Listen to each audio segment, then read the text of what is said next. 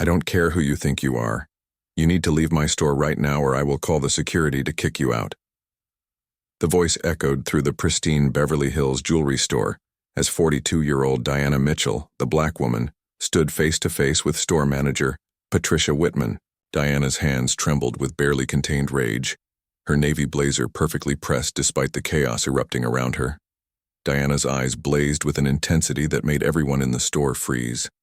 There was something in her gaze that spoke of power barely restrained, of someone who had been pushed past their breaking point. Patricia's face flushed red as she reached for her phone. "I'm calling the police. You look like a thief and should be arrested." But Diana was already one step ahead, pulling out her own device with hands that had stopped trembling and were now deadly steady. "Go ahead. Call them. But first, let me make my call." Little did Patricia, the manager, know that this was the beginning of her downfall when the woman she humiliated revealed who she really was. Before we dive into the story, if you believe everyone should be respected, no matter their skin color, hit the subscribe button, type respect, and what country you're watching from in the comments. Diana Mitchell, 42 years old, was the founder and CEO of Luminous Designs, a company that owned 47 stores across 12 states and generated $180 million in annual revenue. She had stores in Beverly Hills, Manhattan, Chicago, and Atlanta. Celebrities wore her designs on red carpets. Her engagement rings were featured in magazines. She had been on the Forbes list of America's richest self-made women for the last 8 years. But here's what made Diana truly remarkable. Despite having more money than she could spend in 10 lifetimes, she still drove her 2003 Honda Civic. The same car she had bought when her business finally started making real money. When people asked her why she didn't upgrade to a luxury car, Diana always gave the same answer. "It's a waste of money. This car gets me where I need to go, and every time I look at it I remember where I came from." Every morning, Diana followed the same ritual. She woke up at 5 a.m., put on that bracelet, and decided which of her stores to visit unannounced. This wasn't about checking up on employees or looking for problems. It was about making sure that every customer who walked into a Luminous Design store got treated the way Diana wished she had been treated during the years when she was struggling. "I built this company," Diana often told her employees, "so that no one would ever have to feel the way I felt when people looked at me and decided I didn't belong somewhere." Let me tell you about the store where all the drama unfolded. Luminous Designs, Beverly Hills. This wasn't just any store in Diana's empire. This was her flagship location, her pride and joy, the crown jewel of everything she had built. Located on Rodeo Drive, this store generated $2.3 million in revenue every single month. It was where A-list celebrities shopped for red carpet events, where old Hollywood money families had been customers for years, where engagement rings worth more than most people's houses were just another Tuesday sale. Diana had designed every detail of this store herself. The lighting had been positioned to make every diamond sparkle perfectly. Running this flagship location was Patricia Whitman. Patricia was 38 years old with a perfectly hair and a wardrobe that screamed old money. She had grown up in Connecticut, in one of those families where wealth wasn't new or flashy. It was just a fact of life, like having blue eyes or brown hair. Patricia had seen her new job as more than just managing a store. In her mind, she had been elevating the brand. She had been bringing a level of sophistication and exclusivity that she felt the company needed. Patricia had genuinely believed that not every customer was right for Luminous Designs, and she had taken it upon herself to decide who was worthy of the full Luminous experience. Working under Patricia had been 26-year-old Kevin Taus, the assistant manager who was everything Patricia wasn't. Then there had been Ashley Chen, the 23-year-old sales associate who represented everything beautiful about Diana's vision for her company. And finally, there had been Marcus Johnson, the 45-year-old security guard who had needed this job more than anyone else in the store. On this particular morning, Diana had decided to make one of her surprise visits to the Beverly Hills store. She had climbed into her Honda Civic, the same car that always got strange looks when she parked it in front of luxury stores, and had driven through the streets of Beverly Hills toward the store that represented everything she had worked for. When Diana had walked through the front door of her Beverly Hills flagship store, The first thing she had noticed wasn't the gleaming displays or the soft classical music. It had been that one of the display cases was slightly crooked. But Diana hadn't said anything about it. This had been supposed to be an unannounced visit to observe how her store operated when the CEO wasn't expected. She had straightened her navy blazer, touched her grandmother's bracelet for luck, and walked deeper into the store she had designed from the ground up. Diana had headed straight for the centerpiece of the entire store, the Aurora collection. This hadn't been just any jewelry display. This had been Diana's personal masterpiece, a $2 million collection of rare diamonds that represented the absolute pinnacle of her company's craftsmanship. The Aurora necklace had been priced at $350,000, and Diana had considered it one of the most beautiful pieces she had ever seen. As Diana had approached the Aurora display, Patricia had noticed her and walked over with what appeared to be a friendly smile. But if you had looked closely, you could have seen that Patricia's smile hadn't quite reached her eyes. She had already sized up Diana based on her appearance and made assumptions about what kind of customer she was dealing with. "Hi there," Patricia had said in a voice that was just a little too cheerful, a little too condescending. "Are you looking for something special today?" Diana, who had had no idea that she was being judged, had responded with genuine enthusiasm. "Yes, I'd like to see the Aurora collection." The moment Diana had said those words, Patricia's fake smile had faltered. The Aurora collection hadn't been something you showed to casual browsers. These had been museum-quality pieces that required serious buyers with serious money. Patricia's voice had taken on a different tone as she said, "Oh, those are our premium pieces. They start at $200,000. Diana had been able to hear the change in Patricia's voice, but she had given her the benefit of the doubt. Maybe Patricia had just been trying to be helpful by explaining the price range. "I understand," Diana had replied, calmly. "I'd still like to see them." Now Patricia had been in an uncomfortable position. She hadn't been able to just refuse to show the jewelry. That would have been too obviously discriminatory. But she also hadn't wanted to waste time with someone she had decided couldn't afford these pieces. So she had tried a different approach. "Do you mind if I ask what the occasion is?" Patricia had asked, hoping to find a reason to steer Diana toward less expensive options. Diana had been genuinely puzzled by the question. In all her years of buying and selling jewelry, she had never been asked to justify why she wanted to look at something. "Does it matter?" she had asked. Reluctantly, Patricia had unlocked the Aurora display case, but she had hovered over it protectively, like she was guarding the crown jewels from a potential thief. She had moved slowly, clearly hoping that Diana would get bored and walk away. But Diana hadn't walked away. Instead, she had leaned in to examine the pieces with the practiced eye of someone who had been in the jewelry business for over 2 decades. She had pointed to the centerpiece necklace and said, "The cut on this diamond is exceptional. Colombian origin." Patricia had been completely caught off guard. How had this woman known about diamond origins just by looking? Customers didn't usually have that kind of knowledge. "How did you, yes," Patricia had stammered. Diana had continued her examination, and what she had said next should have made Patricia realize she was dealing with someone who knew more about jewelry than most people in the business. "The clarity is flawless, but I noticed the setting could be improved. The prongs are slightly uneven." Now Patricia had been getting defensive. No one had criticized the craftsmanship in her store, especially not some random customer who had driven up in a Honda Civic. "Our pieces are crafted by master jewelers," she had said stiffly.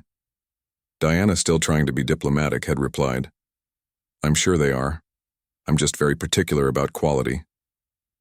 That's when everything had changed. The front door had chimed, and in had walked Mr. and Mrs. Blackstone, a wealthy white couple in their 60s who were regular customers. Patricia's entire demeanor had transformed instantly. Her face had lit up with genuine excitement, and she had practically bounced on her toes as she greeted them. "Excuse me," Patricia had said to Diana without even looking at her. "I need to help these important customers." Patricia had rushed over to the Blackstones with the kind of enthusiasm she should have shown every customer. Mr. and Mrs. Blackstone, how wonderful to see you. What brings you in today? Are you looking for something special for your anniversary?" Diana had been left standing alone next to the open display case, completely ignored. She had been able to hear every word of Patricia's conversation with the Blackstones, and what she had heard had made her stomach turn. "Sorry for the delay," Patricia had said to the Blackstones, glancing back at Diana. "We get all kinds wandering in here." Diana had stood there trying to process what she had just heard. In 23 years of building her business, she had experienced discrimination before, but never in her own store. Never from someone she was paying to represent her company's values. Ashley Chen, the young art student who worked as a sales associate, had noticed what was happening. She had been able to see Diana standing alone, clearly being ignored, and it had bothered her. Ashley had been raised to treat people with respect, regardless of what they looked like or where they came from. Ashley had approached Diana with a genuine smile. "Ma'am, can I help you with anything?" But before Diana had been able to answer, Patricia had shot Ashley a sharp look from across the store. "Ashley, please organize the back inventory," Patricia had called out, her voice carrying just enough authority to make it clear this hadn't been a request. Diana had seen the whole exchange and had felt bad for putting Ashley in an awkward position. "It's fine, dear. I'll wait," she had told Ashley softly. And wait, she had for 15 long minutes. Diana had stood in that store, watching Patricia fawn over the Blackstones while completely ignoring her. Diana had watched Patricia show the Blackstones, piece after piece, explaining the history and craftsmanship of each one. She had watched Patricia offer them champagne in comfortable chairs. She had watched Patricia treat them exactly the way every customer should have been treated in a luminous design store. Meanwhile, Diana had stood next to the still open Aurora display case, invisible. After 15 minutes of being ignored, Diana had decided she had given Patricia enough chances to do the right thing. She had walked back over to where Patricia was still chatting with the Blackstones and politely interrupted. "Excuse me," Diana had said, her voice still calm and professional. "I'm still interested in the Aurora piece." Patricia had turned to look at Diana with barely concealed annoyance. She had been clearly irritated that Diana hadn't taken the hint and left. "Look," Patricia had said, not even trying to hide her frustration anymore. "Those pieces require serious financial commitment. Maybe you'd be more comfortable in our cheaper fashion jewelry section." The fashion jewelry section. Patricia had been literally trying to redirect Diana to the cheapest items in the store, pieces that cost under $500, because she had decided that Diana couldn't afford anything expensive. Diana had felt her jaw tighten, but she had kept her voice steady. "I'd like to purchase the Aurora necklace, the $350,000 piece." Patricia laughed. Not a polite chuckle, but a genuine laugh, as if Diana had just told her the funniest joke she had ever heard. "I'm going to need to see proof of funds first," Patricia had said, still smiling like she had caught Diana in some kind of game. "Proof of funds?" Diana had asked, genuinely confused. "Credit cards, bank statements, something that shows you can actually afford this," Patricia had explained, as if she were talking to a child who didn't understand how money worked. Diana had looked around the store, her mind racing. "Is this standard policy for all customers?" Patricia had glanced over at the Blackstones, who had still been browsing comfortably without anyone asking them for financial verification for purchases of this magnitude. "Yes." Patricia had lied smoothly, but Diana had been watching the Blackstones for the past 15 minutes. She had seen them handle pieces worth just as much as the Aurora necklace. She had seen Patricia offer them champagne and treat them like royalty. And she had noticed that not once had Patricia asked them for proof of funds, credit checks, or any kind of financial verification. Patricia turned to her. "Get out of here. You don't even look like someone who can afford the Aurora piece. Probably you're here to steal it, so get out." Diana had looked Patricia straight in the eye and said, "I won't get out." The statement had hung in the air like a bomb waiting to explode. Patricia's smile had finally disappeared completely as she realized that Diana wasn't some confused customer who had wandered into the wrong store. Diana had been someone who understood exactly what was happening and wasn't going to let it slide. If you were in Diana's shoes, would you leave the store for peace to reign, or stay to reveal who you are? Share your thoughts in the comments, and Don't forget to subscribe for more stories like this. The temperature in the store had seemed to drop 10 degrees as the two women stared at each other. The Blackstones had stopped browsing and turned to watch. Ashley had frozen behind the counter. Kevin had looked up from his paperwork with concern. Even Marcus, the security guard, had shifted his position to get a better view of what was unfolding. Diana had given Patricia every opportunity to treat her with basic human dignity. She had been patient, polite, and professional, even when faced with obvious discrimination. But Patricia had crossed a line that Diana couldn't ignore. "Excuse me." Patricia's face had hardened like concrete, her fake politeness finally dropping completely. The mask had been off, and what Diana had seen underneath hadn't been pretty. "You heard me," Diana had replied, her voice still controlled, but with an edge that hadn't been there before. "You've treated me differently from the moment I walked in." Patricia's eyes had flashed with indignation. How had this woman dared to accuse her of discrimination? "I treat everyone according to our store standards," she said, crossing her arms defensively. Diana had looked around the store at the Blackstones, who had still been being treated like royalty, at the champagne glasses Patricia had offered them, at the comfortable chairs they had been invited to sit in. Then she looked back at Patricia. "Your standards seem to vary based on skin color." That accusation had hit Patricia like a slap across the face. Her voice had risen an octave as she had practically shrieked, "That is completely inappropriate. I'm going to have to ask you to leave." But Diana hadn't been backing down, not this time, not in her own store. "I'm not going anywhere until I speak to your manager." Patricia's face had turned red with rage. "I am the manager." Diana's voice had remained steady, but there had been steel underneath it. "Now then, I want to speak to your manager." "There's no one above me at this location," Patricia had declared, puffing herself up with self-importance. "This is my store." Something in Diana's expression had shifted. Her voice had dropped to barely above a whisper, but somehow it had carried more threat than if she had been shouting, "Your store." That's when Patricia had made the biggest mistake of her career. Instead of recognizing the danger she was, instead of hearing the warning in Diana's voice, Patricia had doubled down on her arrogance. "Yes, my store," Patricia had screamed, her accent becoming more pronounced as her composure cracked. "I run this place and I decide who gets served and who doesn't." Diana had stood up straighter, and for the first time since walking into the store she had looked every inch the powerful businesswoman she was. "And you've decided I don't deserve service. I've decided you're causing a disruption and possibly a thief." Patricia had shot back, gesturing wildly with her hands. By then the entire store had gone quiet except for their voices.